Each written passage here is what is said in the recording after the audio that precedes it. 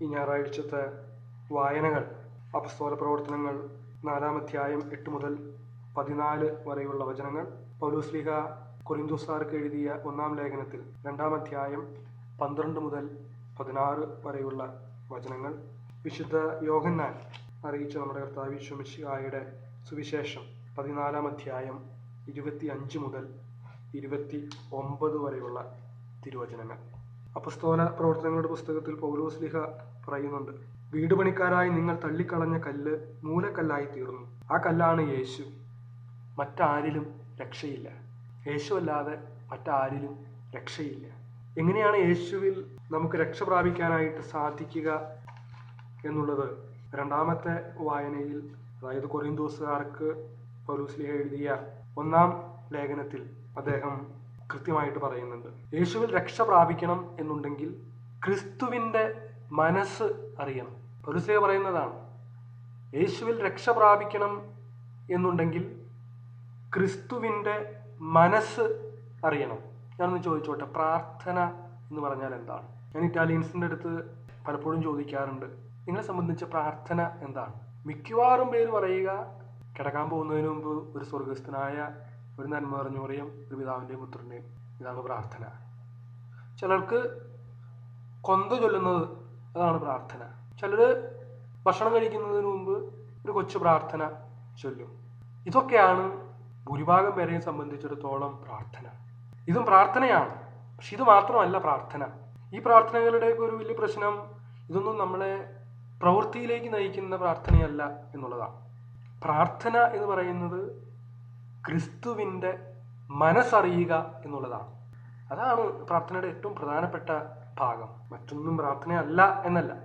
സ്വർഗസ്ഥനായ ചൊല്ലുന്നതും നന്മ നിറഞ്ഞവരെയും ചൊല്ലുന്നതും പിതാവിൻ്റെയും പുത്രൻ്റെയും ചൊല്ലുന്നതും കൊന്ത ചൊല്ലുന്നതും ഭക്ഷണത്തിന് മുമ്പ് ഒരു ചെറിയ പ്രാർത്ഥന ചൊല്ലുന്നതും ഒക്കെ നല്ല കാര്യമാണ്.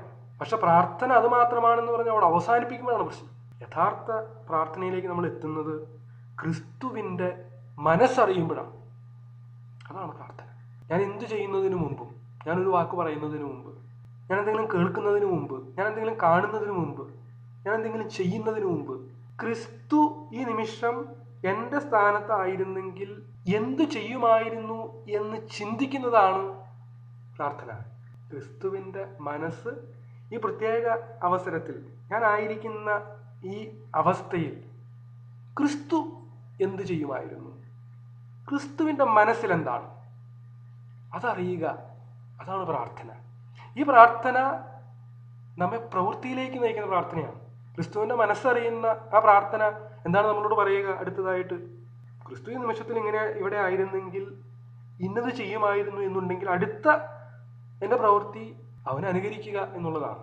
നോക്ക്, പ്രാർത്ഥന നമ്മെ പ്രവൃത്തിയിലേക്ക് നയിക്കുകയാണ്, നല്ല പ്രവൃത്തിയിലേക്ക് നയിക്കുകയാണ്, നമ്മെ രക്ഷയിലേക്ക് നയിക്കുകയാണ്. നമ്മുടെയൊക്കെ ജീവിതത്തിൻ്റെ മൂലക്കല്ലായ ക്രിസ്തു, നമ്മൾ നമ്മുടെ പ്രാർത്ഥന വഴിയായി അവൻ്റെ മനസ്സറിയുന്നു.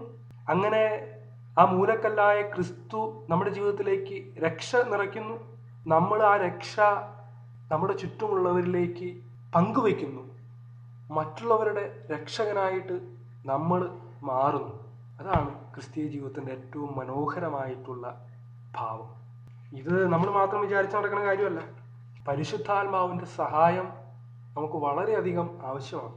ഇന്ന് സുവിശേഷത്തിൽ നമ്മൾ വായിക്കുന്നത് പോലെ ഈശോ പറയുന്നുണ്ട്, എൻ്റെ നാമത്തിൽ പിതാവ് അയക്കുന്ന സഹായകനായ പരിശുദ്ധാത്മാവ് എല്ലാ കാര്യങ്ങളും നിങ്ങളെ പഠിപ്പിക്കുകയും ഞാൻ നിങ്ങളോട് പറഞ്ഞിട്ടുള്ളതെല്ലാം നിങ്ങളെ അനുസ്മരിപ്പിക്കുകയും ചെയ്യും. നമ്മുടെ പ്രാർത്ഥനയിൽ നമ്മൾ എന്താണ് പ്രാർത്ഥന? പ്രാർത്ഥന ക്രിസ്തുവിൻ്റെ മനസ്സറിയുക എന്നുള്ളതാണ്. എന്ന് പറഞ്ഞാൽ അവൻ പറഞ്ഞിട്ടുള്ളത്, അവൻ പഠിപ്പിച്ചിട്ടുള്ളത്, അവൻ ചെയ്തു കാണിച്ചിട്ടുള്ളത്, അവൻ്റെ മനോഭാവങ്ങൾ, അതൊക്കെ നമ്മൾ അറിഞ്ഞിരിക്കണം. അപ്പോഴാണ് എൻ്റെ ഈ പ്രത്യേക അവസ്ഥയിൽ ക്രിസ്തു ആയിരുന്നെങ്കിൽ എന്തു ചെയ്യുമായിരുന്നു എന്ന് എനിക്ക് മനസ്സിലാക്കാനായിട്ട് സാധിക്കും. അവിടെയാണ് ഈശോ പറയുന്നില്ലേ, പിതാവ് അയക്കുന്ന സഹായകനായിട്ടുള്ള പരിശുദ്ധാത്മാവ് എല്ലാ കാര്യങ്ങളും നിങ്ങളെ അനുസ്മരിപ്പിക്കും. ഞാൻ പറഞ്ഞിട്ടുള്ള എല്ലാ കാര്യങ്ങളും നിങ്ങളെ അനുസ്മരിപ്പിക്കും. നിങ്ങൾ പ്രാർത്ഥിക്കുമ്പോൾ, നിങ്ങൾ എൻ്റെ മനസ്സറിയാനായിട്ട് ശ്രമിക്കുമ്പോൾ. പരിശുദ്ധാത്മാവ് വളരെ പ്രധാനപ്പെട്ട ആളാണ്. ആ പരിശുദ്ധാത്മാവിൻ്റെ സഹായത്തോടു കൂടി ക്രിസ്തു എന്തോരം കാര്യങ്ങളാണ് നമ്മളെ പഠിപ്പിക്കുന്നത്, എന്തോരം കാര്യങ്ങളാണ് നമ്മളെ കാണിച്ചു തന്നിട്ടുള്ളത്. അതൊക്കെ ഓർത്തെടുക്കാൻ, അത് ജീവിതത്തിന്റെ ആ നിർണായക നിമിഷങ്ങളിൽ ക്രിസ്തുവിന്റെ മനസ്സ് കൃത്യമായി മനസ്സിലാക്കാൻ പരിശുദ്ധാത്മാവിന്റെ സഹായത്തോടു കൂടി, അതാണ് പ്രാർത്ഥന. ആ മനസ്സിലാക്കിയത് നമ്മുടെ ജീവിതത്തിൽ അനുകരിക്കാൻ, അങ്ങനെ അനുകരിക്കുമ്പോഴത്തേക്ക് നമ്മുടെ മൂലക്കല്ലായ ക്രിസ്തു നമ്മുടെ ജീവിതത്തിൽ രക്ഷകനായി മാറുകയാണ്. ആ രക്ഷകനായി മാറിയവനെ നമ്മൾ സ്വീകരിക്കുന്ന രക്ഷ അത് നമ്മുടെ ചുറ്റുമുള്ളവരിലേക്ക് കൂടി പങ്കുവെച്ചു കൊടുക്കാൻ നമുക്ക് സാധിക്കും.